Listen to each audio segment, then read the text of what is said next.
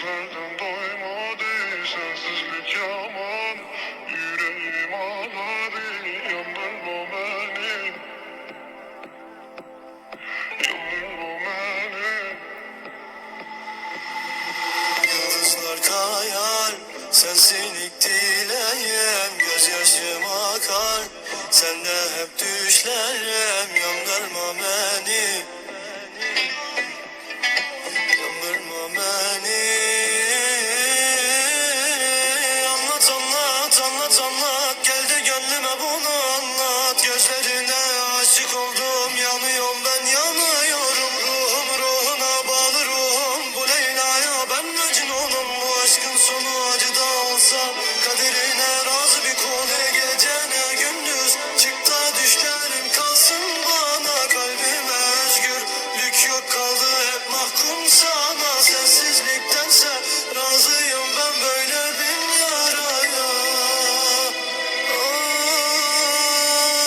Yarala beni, yarala sen yüreğimi, olur da belki bir gün seversin beni. Yarala beni, yarala sen yüreğimi, olur da belki seversin sen benim gibi.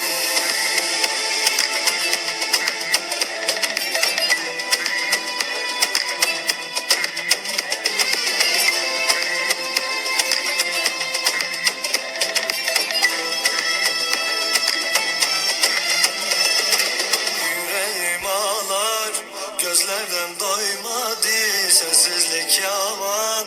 Yüreğim ağladı, yandırma beni, yandırma beni. Yıldızlar kayar, sensinlik dileğim, gözyaşım akar, sende hep düşlerim, yandırma beni,